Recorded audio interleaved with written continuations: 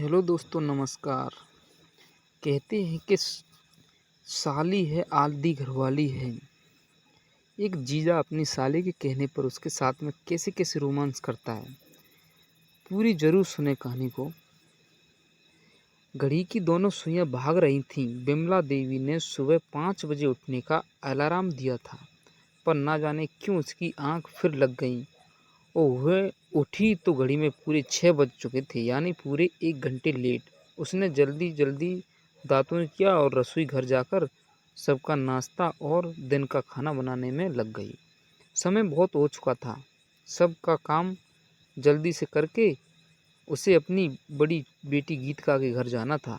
गीतिका की डिलीवरी जो होने वाली थी, माँ उस काम के लिए नहीं पहुँचेगी तो कौन पहुँचेगा।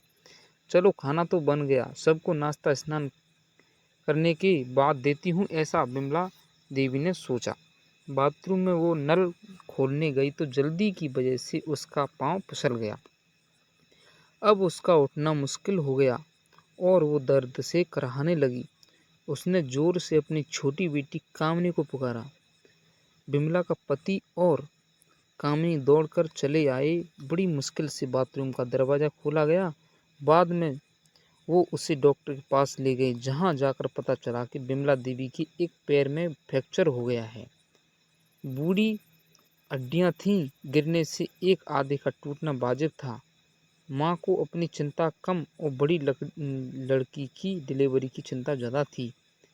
वो लगातार भगवान को कोस रही थी कि ये सब इसी वक्त क्यों होना था। बिमला देवी अपनी छोटी बेटी कामनी के पीछे लग गई कि तुम अपनी बड़ी बहन गीतिका के पास उस वक्त में अपनी छोटी सी भांजी तारा का भी ध्यान रखना। उम्र में कामनी छोटी न थी, पूरे 20 वर्ष की हो चुकी थी। कामनी माँ को ऐसे में छोड़कर जाने को तैयार न थी, लेकिन माँ ने यह समझाया कि उसके पास देखभाल के लिए कामनी के पिता हैं। माँ की जिद और बहन की छोटी बच्ची तारा का ध्यान आते ही वह जाने के लिए राजी भी हो गई। होता क्या है, कामनी अपनी बहन के यहाँ पहुँच गई। 2-3 दिन वो बहुत खुशी से बीत गया। साली और जीजू ने जमकर बातें की। वैसे वो इकलौती और छोटी साली थी, जिस वजह से उसकी अपनी जीजू से बहुत ही अच्छी बनती थी। आपस में हंसी मजाक भी खूब होता था। जीजू का नाम था कमलेश। कमलेश बहुत अच्छा इंसान भी था। तारा भी मौसी के आने से बहुत खुश थी। 3 दिन बाद गीतिका को सवेरे 4 बजे अस्पताल जाना पड़ा। गीतिका के घर दूसरी गुड़िया ने जन्म लिया। परिवार में सब दूसरी बेटी को जाने पर भी खुश थे। रात में कमलेश को घर आते आते देर हो गई थी। कमलेश मिठाई के साथ बहुत सा सामान लेकर आया। वो साथ में एक आइसक्रीम का छोटा फैमिली पैक भी ले आया। तब तक तारा सो चुकी थी। कामिनी ने बड़ी मुश्किल से तारा को थोड़ा जगाकर आइसक्रीम खिलाई। बाद में जीजू और साली दोनों बिस्तर में ही बैठे बैठे हंसी मजाक करते हुए रोमांस करने लगे और आइसक्रीम खाने लगे। थोड़ी सी बची हुई आइसक्रीम के लिए दोनों के बीचों बीच हंसी मजाक के बाद में छीना झपटी होने लगी। एक समय ऐसा आया कि कामनी बिस्तर में ही नीचे लेट चुकी थी और कमलेश उसके ऊपर था, बिल्कुल ऊपर। अल्लड़ उम्र की कामनी में अब जीजू को दूर करने की हिम्मत न थी और न इच्छा। जीजू भी अब कमज़ोर पड़ चुके थे। आखिर वो था तो एक मर्द ही, और बाद में उन दोनों के बीच जो हुआ वह शर्मनाक था। दीदी के छुट्टी मिलकर घर आ जाने के बाद कामनी जल्दी ही अपने घर लौट आई। समय बीत गया। आज बिमला देवी बहुत गुस्से में थी। उसने फटाफट 2-3 थप्पड़ कामनी को जड़ दिए और बोली, बता, कल मुही कहाँ अपना मुंह काला करके आई है। जवाब सुनकर वो सुन्न रह गई। ऐसा लगा जैसे धरती फट गई हो। कामनी को गर्भवती करने वाला कोई बाहरी पुरुष नहीं था, खुद उसका जीजू था। गीतिका और कमलेश दोनों को तुरंत बुलाया गया। गीतिका ने कमलेश से बहुत झगड़ा किया, लेकिन यह झगड़ा समस्या का हल नहीं था। समस्या का हल गर्भपात था, जिसके लिए कामिनी बिल्कुल राजी न हुई और गर्भपात कराना भी बेकार है।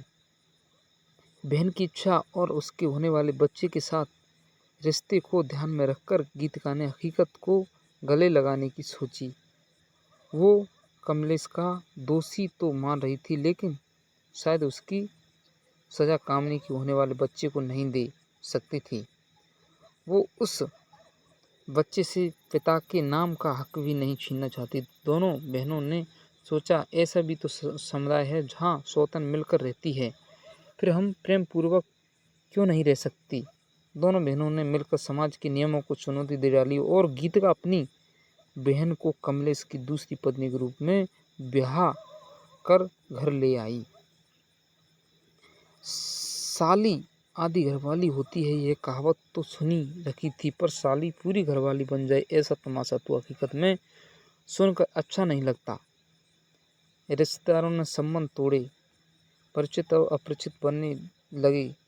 वक्त अब आगे बढ़ने लगा, बहनों का जुनून कम न हुआ। वो 2 संतान सौतन बहनें अपने पति की खुशी में ही जीने लगी।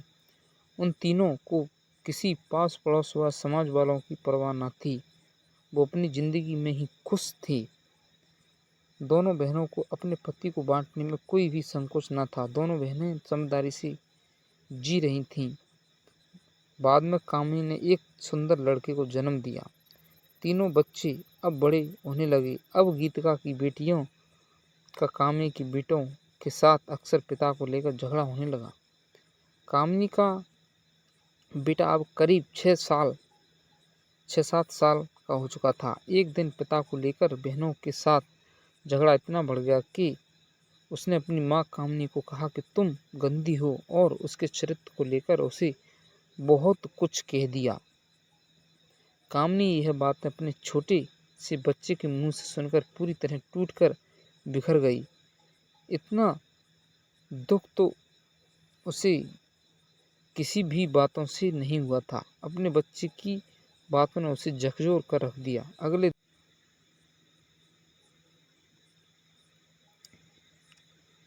लेकिन उनके बच्चों को समझाने के बाद वह अच्छे से रहने भी लगे, और कामिनी, उसका जीजा और दोनों पति पत्नी अच्छे से जी रहे थे और घूमने भी साथ ही साथ में जाते थे। बच्चों के साथ उनका जीवन अच्छे तरह से व्यतीत हो रहा था। जय हिंद, जय भारत। आपको ये हमारी कहानी कैसी लगी, एक कमेंट करके ज़रूर बताएं। धन्यवाद। धन्यवाद। धन्यवाद।